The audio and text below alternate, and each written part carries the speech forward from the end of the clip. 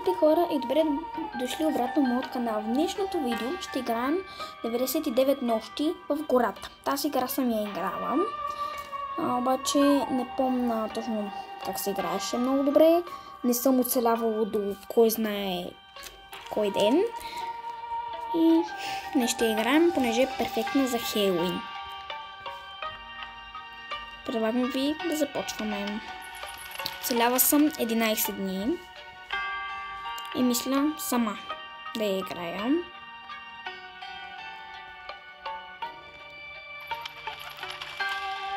Пишете в коментарите до кой ден мислите, че ще оцелея.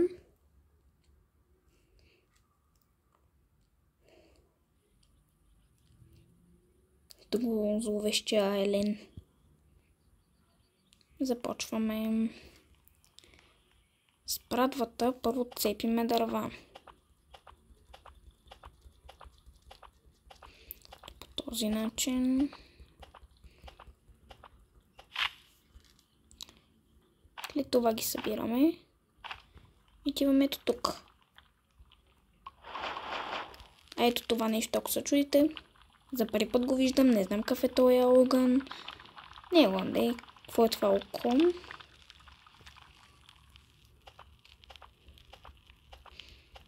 От дървец трябва да си нацепя.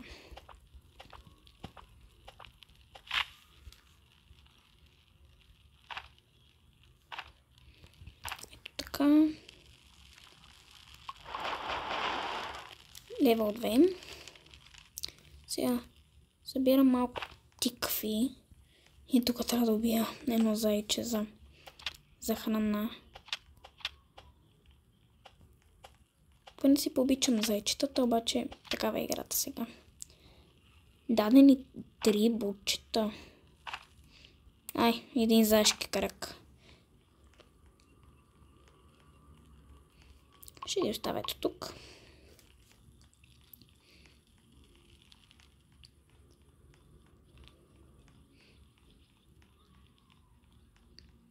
Това пък какво е? Сигурно някъде натам има съндък. Не, натам някъде. Сега не ми се ходи да го търся. Още сме ден едно между другото.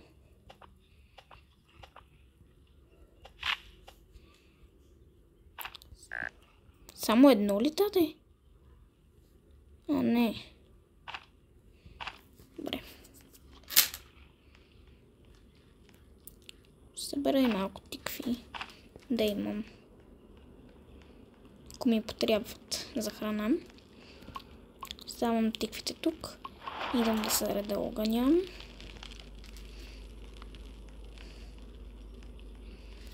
Ще цепя това дървчето тук. На следващия ден мисля, че ще дойде онзи, на който трябва да дам заешкото кръче, за да ми даде по-добра торбичка или нещо друго. Не съм сигурна точно какво. Нощта идва.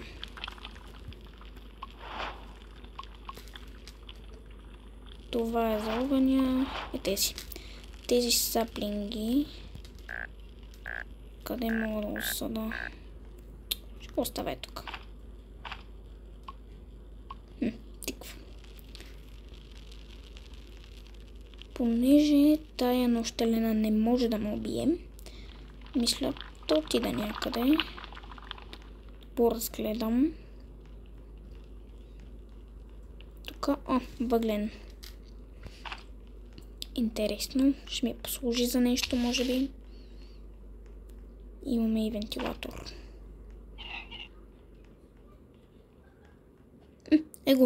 Ето го Елена. Дали ще ми изяде?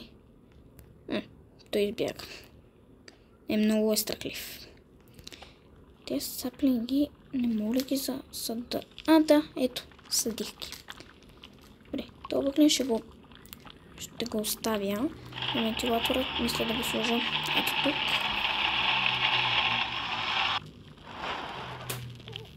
Добре.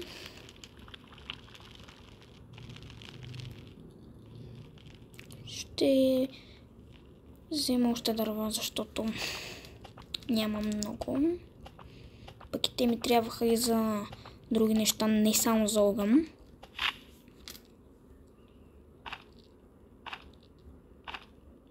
Ето така.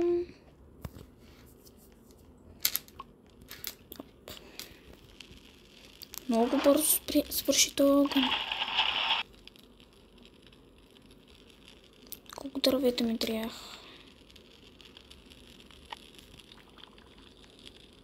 Тук има една кола. Мисля да отида до нея. Да разгледам. Моркови, храна, някакви семена. Ламарина. Това ми трябваше. Сега хора дойде този билдера, на който трябва да му дам. Ето го.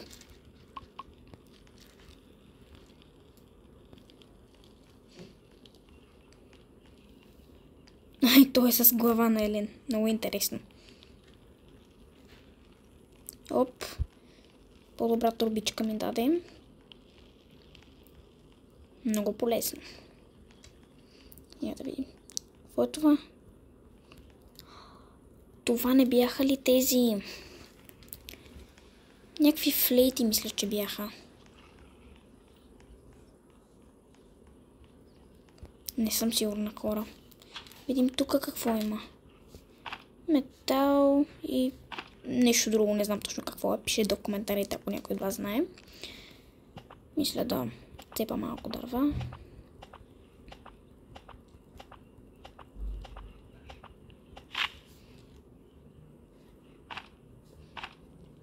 Имам голяма турбичка, тече. Вълк. Много кръв си има. Кожа от вълк. Това също ми трябваше. Взех си. Месо. Добре. Някаква фейчка.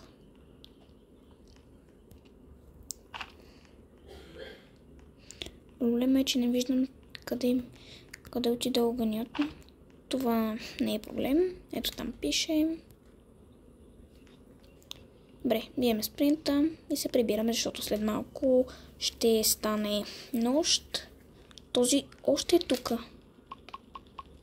Какво иска този път? Вълска кожа. Вземи. Копие. Какво пред? Искам да видя това какво е. Някаква флейта.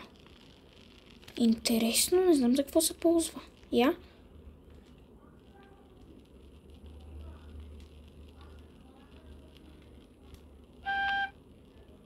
Какво?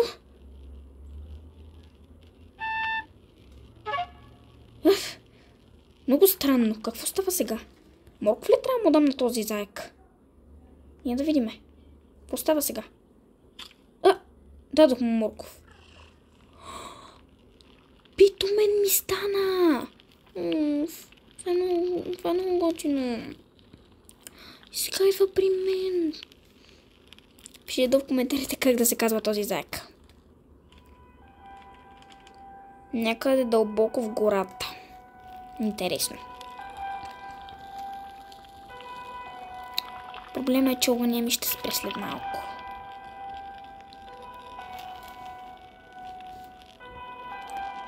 Хора, играта става много интересна. Пишете до коментарите, искате ли да продължавам да я играя. Нещото явно може да е много интересна. Опитомихме първото ни зайче. Опа. Малко изядох това, ама няма проблем. Сготвя една пържола. Ето тук. Ще изям.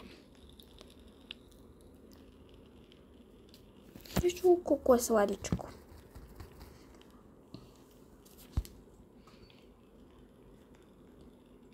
То ме следва. Я тук мога ли да взема нещо? Не, трябва ми 3 дървета. Аз нямам. Безопасно ли да отида да цепа дърва? Що пък не? Той Елена е страхливец. Няма да дойде и без това. Тъй, че. Ще си цепа спокойно. Зайчето наистина ме следва. Вижте го, хора. Я да сложим малко ето тук. И да вземем ето това. И мисля, кое да вземем? Ето това мисля да вземем. Имаме 4. Трябва ни нещо друго. Я ще бия спринта, хора, и ще гледам да намеря нещо. Има някаква кула. Зайчето. Не знам къде отиде всъщност. То верно ме следва наистина. Ето го е там. О, пиронче. Ето това ми трябва. Добре. Прибираме се сега. Ела. Зайче. Ела. Аз мога ли да го взема?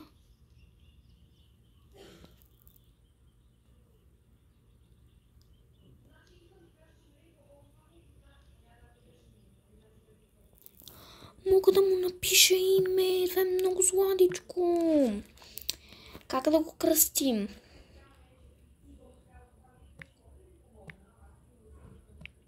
Мога ли наистина да му напиша име? Не. Ще му напиша. Не ми дава.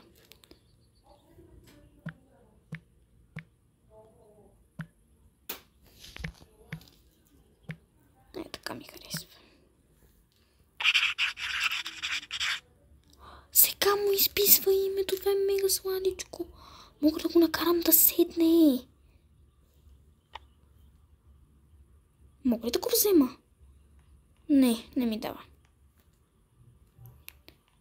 Ела.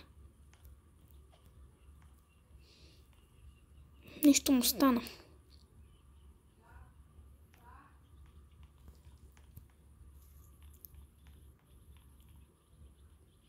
Нещо му стана. Ще го оставя.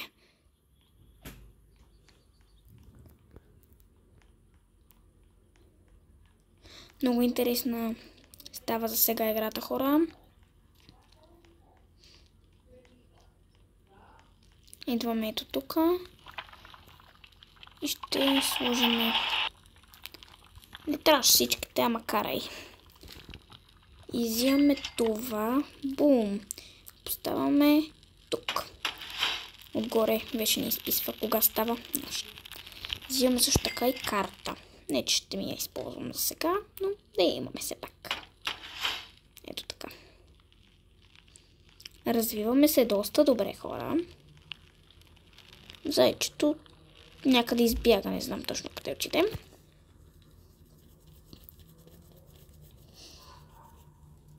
Но смятам тук да приключа видеото, хора. Развихме се доста. Имаме такова, което да ни показва горе мой десен ъгъл кога е ден, кога е нощ. Имаме карта и опитомихме първото ни зайче и в момента на екрана изписва, че има някъде дълбоко в гората някакво дете. Ако искате да направим част 2 и евентуално да отидем да спасим 4-те деца, който първото дете, мисля, че се казваше Динокит, ако не се лъжа. Да, ето го. И то се намира на 320 метра в другата посока. Пишете долу в коментарите. Дайте някой съвет, ако знаете нещо интересно за играта. И това беше от това видео. Поразцъкахме малко играта за Хелоуин. Ще се видим в следващото видео. Благодаря, че гледахте.